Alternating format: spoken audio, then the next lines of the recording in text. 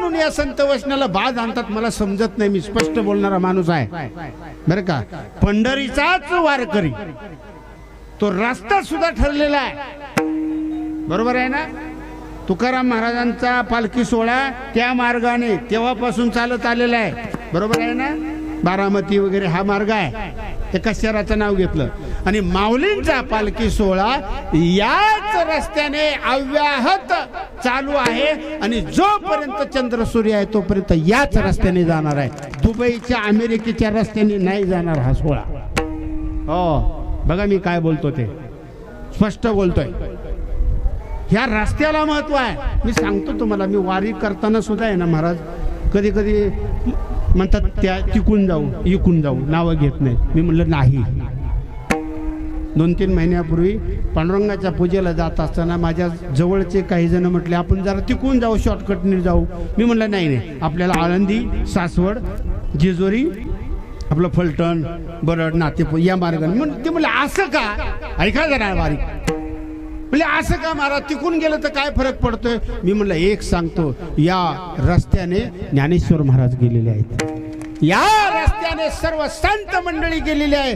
कदाचित या रस्त्याने जाता जाता आयुष्यम भावी प्रारब्ध वशात मृत्यू आला तर निश्चित मोक्ष मिळाल्याशिवाय राहणार नाही. हा पंढरीचा रस्ता पवित्र रस्ता आहे.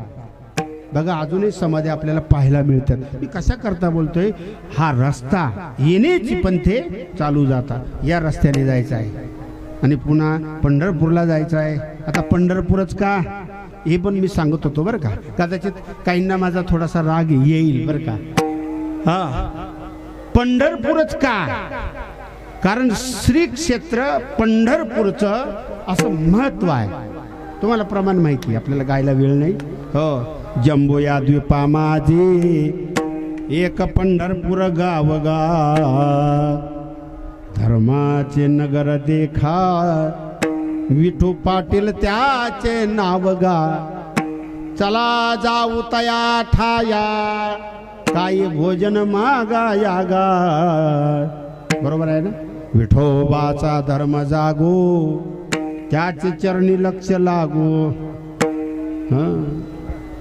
पंढरपूर पाटणी गा महाराज सार्वभौम, असं म्हटलंय का. अमेरिका पाटणी गा असं म्हटलंय का. दुबई पाटणी गा, रशिया पाटणी गा असं नाही म्हटलेलं. जम्बूया द्वीपा माझी एक पंढरपूर गाव गा, पंढरपूर पाटणी गा महाराज सार्वभौम. बघा काय असतं तुम्हाला सांगू का. मी सरळ सरळ सांगतो तुम्हाला. वारकरी संप्रदाय सरळ, वारकरी संप्रदायाचे संत सरळ, वारकरी संप्रदायाचे नियम सरळ आणि वारकरी संप्रदायामध्ये वारकऱ्याला मिळणारा मोक्ष सुद्धा सरळ. हो, इथं वेडं वाकडं असं काहीच नाही आहे का. काही वेडं वाकडं लक्षात घ्यायचं आहे. पंढरपूर काय तीर्थक्षेत्र आहे महाराज. देव बघायचं आहे आपल्याला, हे वाक्य जरा लक्षात ठेवा. देव बघायचं आहे, देवाचं दर्शन घ्यायचं, देवाला पाहायचंय. याचा दुसरा अर्थ मला नाही वाटत तुम्हाला कळला असेल. बाकीचं काही पाहायचं, बाकीचं कळलं ना. फक्त देवच पाहायचा आहे, बाकी काहीच पाहायचं नाही. पांडुरंगालाच पाहायचं आहे. मी एक तुम्हाला सांगतो उदाहरण माझ्या जीवनामध्ये घडलेलं. आमचे ज्येष्ठ गुरुबंधू, गुरु ठिकाणीच असणारे लक्ष्मण महाराज बारबोले आहेत इथे, प्रल्हाद महाराज जेजुरीकर आहे, आमचे कदम महाराज इथं आहेत बरं का. खूप लहान असताना पहिलं दर्शन सांगतो मी माझं पंढरपूरचं, आणि वारीच्या वाटेवर सांगतो बरं का. विठ्ठला विठ्ठला पुढे जात नाही. हा हा हा हा पंढरपूरचं माझं पहिलं दर्शन. आमचे बारबोले महाराज किंवा जेजुरीकर आहेत, आमचे प्रल्हाद महाराज कापरे विनेकरी आहेत आपल्या दिंडीचे. काय सांगतो अगदी 1 मिनिटामध्ये सांगतो, लई पाला लावित नाही मी. पहिलं दर्शनाला मी माझ्या जीवनातलं पहिलं दर्शन पंढरपूरला कोणी नेलं. सामान्य माणसांनी नाही नेलं, वैकुंठवासी वैराग्य मूर्ती जयराम महाराज यांनी नेलं. अगदी लहान असताना, एक हळू 4-5 वर्षाचा असेल बरं का. आणि आता ते पंढरपूरचा देव तुम्हाला माहितीच आहे, विठ्ठल पांडुरंग भगवान परमात्मा. आता उंची एवढीच असेल, किती?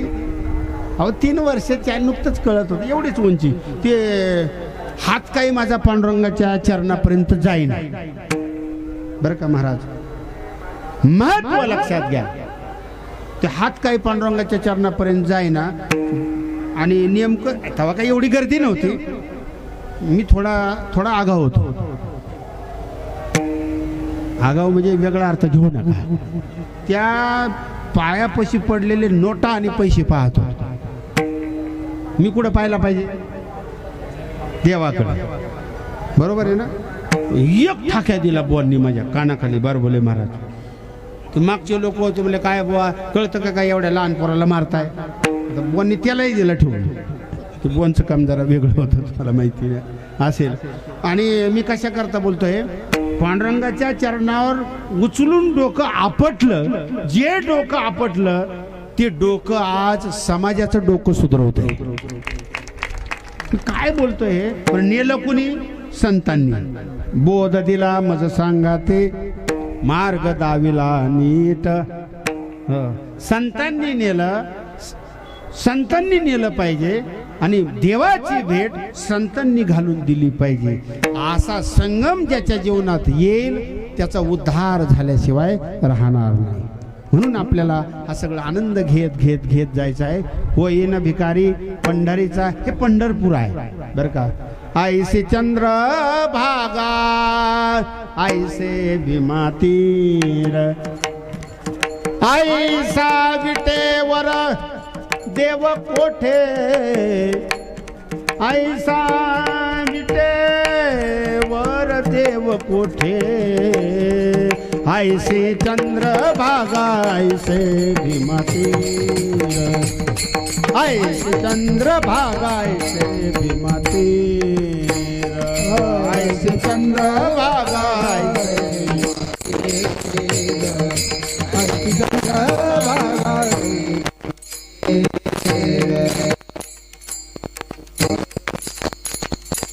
दंड पाहिले दंड ऐकले, पुष्कळ पाहिलं पुष्कळ ऐकलं.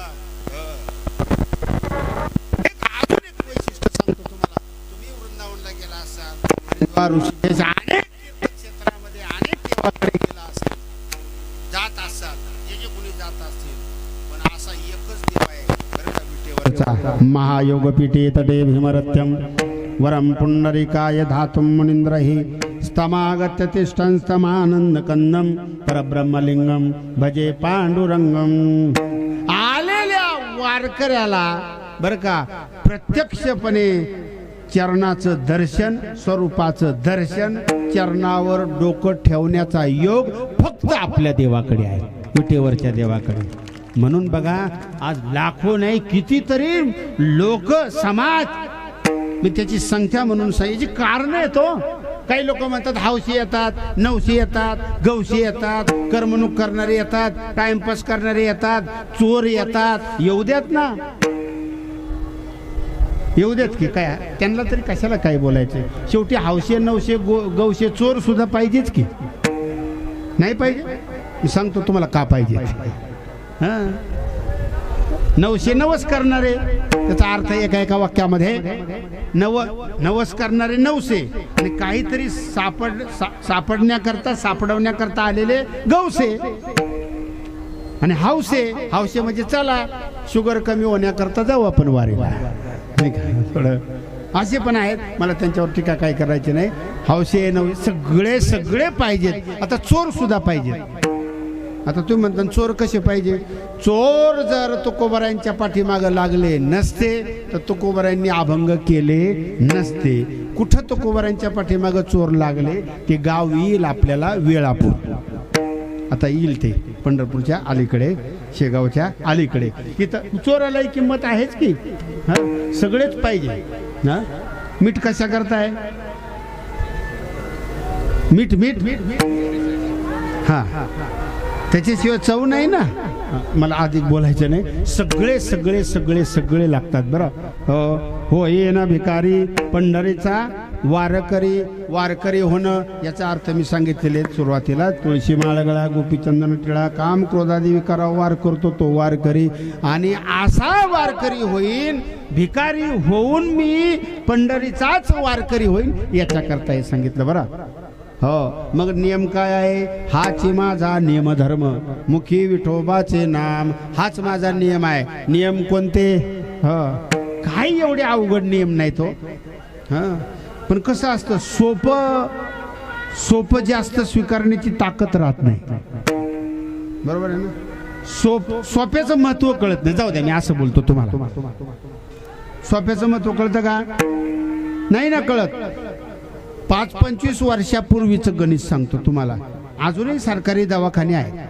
आताच्या सरकारी दवाखान्याविषयी मला काही बोलायचं नाही, पण 15-20 वर्षापूर्वीचे सरकारी दवाखाने तापाला पांढरी गोळी. बरोबर आहे का नाही? गेलते का तुम्ही सरकारी दवाखान्यात? त्याला दरवाजे नीट नसतात कधी कधी. तापाला पांढरी गोळी, डोकं दुखलं बरं आहे, डोकं दुखलं काही झालं तरी पांढरी गोळी, चुकून पिवळी गोळी वशिल्यावर डॉक्टर द्यायचा. फार 25-30 वर्षापूर्वीचं सांगतो. मला काय बोलायचं लक्षात घ्या बरं का. पण एकदा का सरकारी दवाखान्यात गेला आणि तेवढे गोळ्या औषधं घेतल्या, ज्याला आजार झालाय, ज्याला काही सर्दी पडसं खोकला ताप झालाय उलट्या जुलाब, परत त्याला दवाखान्यात जायची गरज नव्हती. हे ऐका, त्याला गुण येत होता. आताच काही बोलायला पाहिजे का? सगळ्या तपासण्या झाल्यावर मग सांगतात तुम्हाला काहीच झालं नाही, आणि हे आनंदाने उड्या मारते. ते सगळ्या तपासण्यामध्ये लाख रुपये गेले ना. मी कशा करता सांगतोय, सोपं आहे ना. 10-20 रुपयाच्या गोळ्या खाऊन बरं का आजार बरा होतो, पण त्या गोळ्याचं महत्व कळत नाही. आणि लाख 2 लाख 3 लाख काय घालवल्यानंतर गुण थोडा आला तर माणसं म्हणतात आम्ही 4 लाख रुपये घालवले. आता कोण येडन कोण शान? तसंच आहे ना आपलं वारकरी संप्रदाय. अगदी सरळ सरळ सोपा मंत्र आहे. रामकृष्ण हरी जय जय रामकृष्ण हरी. टाळ वाजवा. रामकृष्ण हरी जय जय रामकृष्ण हरी. हा हा हा रामकृष्ण हरी जय जय रामकृष्ण हरी. हा हा रामकृष्ण हरी जय जय रामकृष्ण हरी. हा हा हा हात वर करा. रामकृष्ण हरी जय जय रामकृष्ण हरी. हा हा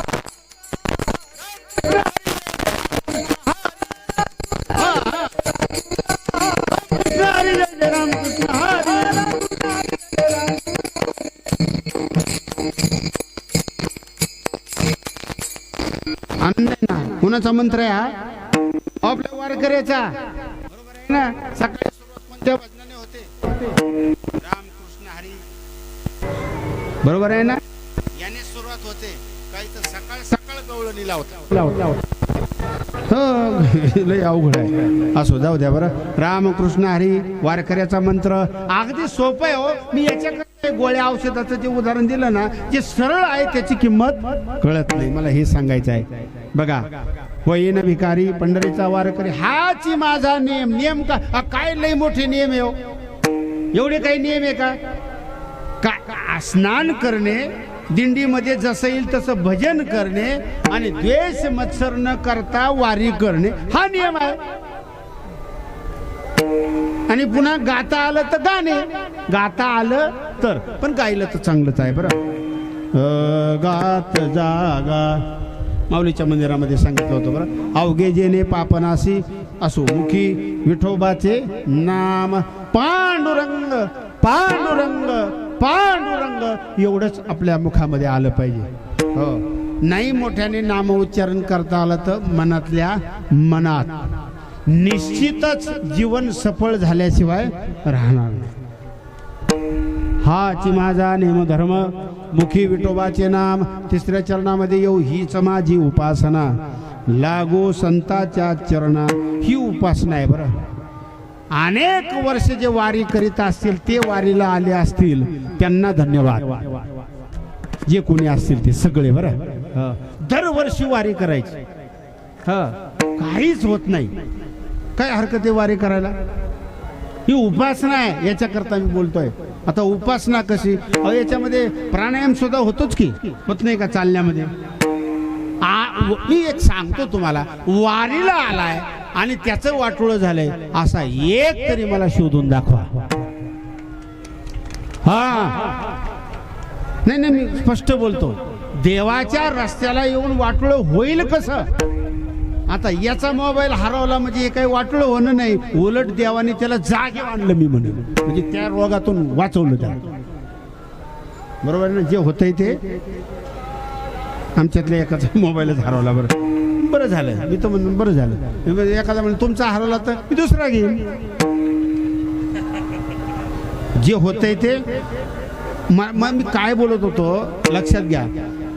एवढं वाक्य बोलतो, कीर्तन संपवणार आहे 5-6 मिनिटामध्ये, बरं का?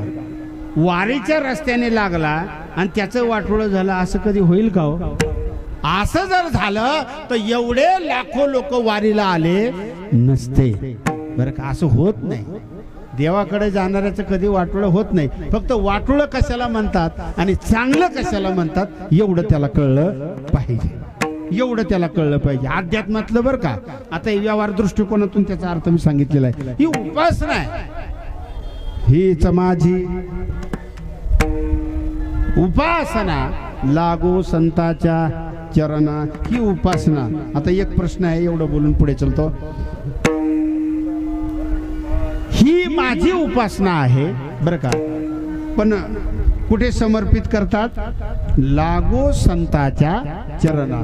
याचा अर्थ 1-2 वाक्यामध्ये सांगतो. आपण करायचं आणि कुठे अर्पण करायचं? अन्नदान करा. अर्पण करणे म्हणजे काय? आता तुम्ही आमचे आदरणीय श्री अभिजित जगताप साहेब, पुरंदर तालुका शिवसेनेचे प्रमुख अध्यक्ष, त्यांचा सगळा परिवार अर्पण करायचं काय याच्याकरता मी आलय ओघाने म्हणून सांगतो, आवर्जून उल्लेख करीत नाही. तुम्ही अन्नदान करीत असताना, पंगत बसवत असताना पाणी सोडतो, बरोबर आहे ना? पाणी सोडणं म्हणजे काय? जे अन्नदाते रोजचे असतील, आमच्याही दिंडीमध्ये आहे, तुमच्याही दिंडीमध्ये असतील, पाणी सोडणं याचा अर्थ काय सांगू का तुम्हाला? पाणी सोडणं याचा अर्थ आपण मिळवलेल्या कष्टातून जे आपण अन्नदान केलंय किंवा अजून काही दान दिलंय त्याच्यावरली आपली मालकी सोडायची म्हणजे पाणी सोडणं आहे. या अर्थाने ज्यावेळेस पाणी सोडलं जाईल त्यावेळेस समजायचं ते केलेलं सत्कर्म भगवंताला पोचल्याशिवाय राहणार नाही. नक्कीच, बरं का? अजून तुम्हाला हे समजण्याकरता तुमच्या दैनंदिन जीवनातलं उदाहरण सांगतो. बरं, मुलीचा बाप, येते लक्षात? मुलीचा बाप कन्यादान करतो, बरोबर आहे? थोडक्यात सांगायचे, जे कळतंय त्याच्यात मी जास्त वेळ घालवत नाही. काय करतात, बरोबर आहे? जे मुलीचे आई वडील असतील त्यांच्या लक्षात येईल, बरोबर? याचा अर्थ काय? मी जरी बाप असलो तरी आता या मुलीवर, आम्ही जरी आई बाप असलो तरी आता या मुलीवर आमची मालकी राहिलेली नाही. आताच्या या क्षणापासून सप्तपदी केल्यानंतर, पाणी सोडल्यानंतर, कन्यादान केल्यानंतर नाव बदलतं, ते सगळं तुम्हाला माहिती आहे. मग आई वडिलाचा संबंध राहत नाही. मी कशा करता बरोबर मी जाऊ द्या महाराज, हे समजण्याकरता ज्ञानेश्वरीतला हा विषय आहे, बरं का? ज्ञानोबरांनी हा विषय सांगितलेला आहे. ती ओवी तुम्हाला सांगतो. आपणची वियोनी दुहिता, माऊलींची ओवी ज्ञानेश्वरीतली या विषयावर. आपणची वियोनी दुहिता की मम न म्हणे पिता, तो सुटे प्रतिग्राहिता जावई शिरके. ही ज्ञानेश्वर महाराजांची ओवी या पद्धतीने, बरं का? कशा करता बोललो मी? 3ऱ्या चरणावर बोलत होतो. हीच माझी उपासना, लागो संताच्या चरणा. आपण जे काही वारीच्या वाटेने करणार आहोत त्याच्यावर आपला अभिमान न ठेवता जे काही आपण केलेलं आहे ते संतांच्या चरणाशी काय करायचे? समर्पित करायचे. शेवटचा सिद्धांत सांगतो, बरं का? आता भिकारी होऊन पंढरीचा वारकरी व्हायचं 1, लक्षात घ्या. भिकारी होऊन पंढरीचा वारकरी व्हायचं 1, पंढरीचा वारकरी व्हायचे 2, नियमाने वारकरी व्हायचे 3, मुखी विठोबाचे नाम, मुखाने भगवंताचं नाम गायचे 4, ही उपासना करायची. हे सगळं आता सोपं आहे का अवघड आहे? खरं बोलायचं, सोपं आहे. सोपं आहे का अवघड आहे? सोपं आहे. अहो कुठं सोपं आहे? उद्या मला दाखवा असं कोण करतो तो, मी पण आलो त्याच्यामध्ये. हा होते का? नाही होत. अहो गण लावत नाही, काय होतंय म्हणताय? विठाला विठाला. ते एवढं सोपं नाही. हा अवघड साधन आहे. हा ही अवघड साधन आहे. मला शेवटच्या चरणाचा अर्थ सांगायचा आहे. एवढं अवघड करून सुद्धा तुकोबराय म्हणतात,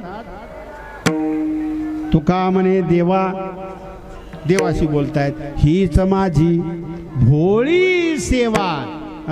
याचा अर्थ सांगतो, अर्थ समजण्याकरता एक दृष्टांत सांगतो.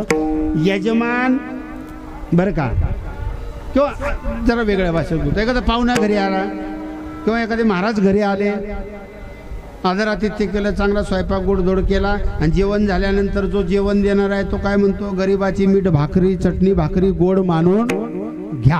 हे तर वाक्य कळतं की नाही? मग जेवायला चटणी भाकरी आहे का? नाही ना. जेवायला काय शिळी भाकर आहे का? नाही. पण असं म्हणण्याचं कारण काय? मी जे केलेलं आहे त्याच्यामध्ये मला कोणताही अभिमान नाही हे सांगताना अभंग आहे. आपल्याला म्हणायला वेळ नाही. तुपपोळी समर्थाची, भाजी भाकर अनाथाची, या पद्धतीने देवा एक प्रेम निर्माण झालं पाहिजे. वारी करताना वारकऱ्याविषयी प्रेम निर्माण झालं पाहिजे, देवाविषयी प्रेम निर्माण झालं पाहिजे, जे जे काही आपण करू त्या सर्वाविषयी प्रेम निर्माण झालं पाहिजे. तर ती वारी निश्चित देवाला पोचल्याशिवाय राहत नाही. शेवटी भजन हा प्रेमाचा विषय आहे, कीर्तन हा प्रेमाचा विषय आहे, सेवा करणं हाही प्रेमाचाच विषय आहे. बघा ना, पुण्यामध्ये आपला अभंग संपलेला आहे. अहो हातपाय दाबतात.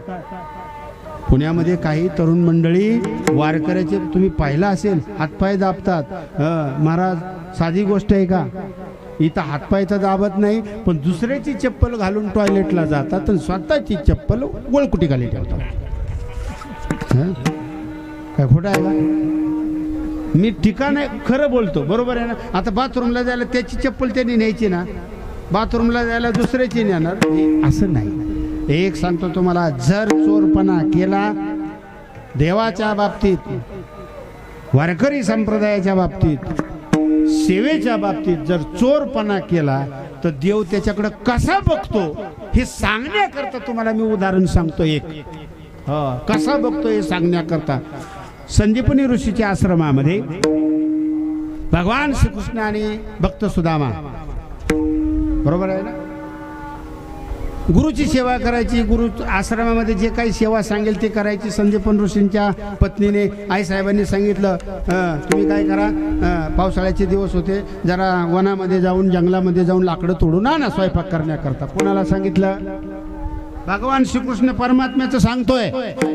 आणि भक्त सुदामा आता ते लाकडं आणण्याकरता, सरपण आणण्याकरता जायचं, लाकडं आणण्याकरता जायचं. थोडेसे हरभरे बरं का भक्त सुदाम्याबरोबर दिले आणि सांगितलं, तूही खा आणि भूक लागल्यावर देवाला सुद्धा दे.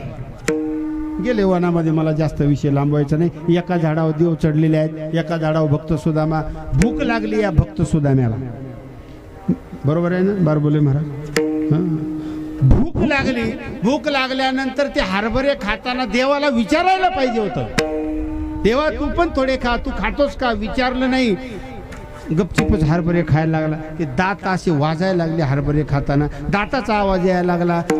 देव म्हटले, अरे सुदामा ऐसा क्या आवाज आ रहा है, ऐसा कैसा आवाज आ रहा है? खरं बोलायला पाहिजे होतं, खोटं बोलले बरं. म्हणले, भगवान ऐसे ही थंड से दात कुडकुडा रहे हैं. परिणाम काय झाला? बरोबर आहे ना? 18 विश्व दारिद्र्य भक्त सुदाम्याच्या वाट्याला आलं. बरं. तरी एकाने मला प्रश्न केला, देव कुठं असं करतो का? देव काही करीत नाही, पण ज्याचं त्याचं कर्म ज्याला त्याला भोगल्याशिवाय पर्याय नाही. लक्षात ठेवायचे. म्हणून हे सर्व आपण काय याचा विचार करतोय, पंढरपूरला चाललेलो आहोत, भजन करायचे, वारी करायची, नियमाने करायची. जोपर्यंत हातपाय आपले चांगले तोपर्यंत आपण वारीला जायचं आहे. अधिक काही बोलत नाही. हो ये ना भिकारी पंढरीचा वारकरी, हाच माझा नेम धर्म मुखी विठोबाचे नाम हीच माझी उपासना लागो संताच्या चरणा तुका म्हणे देवा हीच माझी भोळी सेवा हाच माझा नेम धर्म मुखी विठोबाचे नाम विठोबा रखुमाई विठोबा रखुमाई विठोबा रखुमाई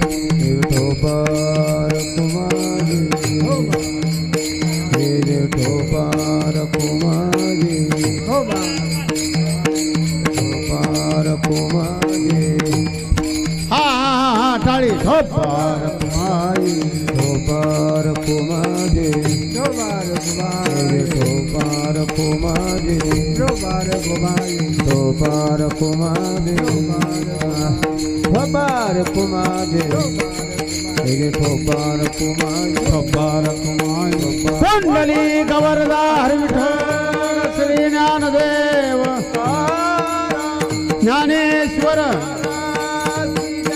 जगद्गुरु तुकाराम महाराज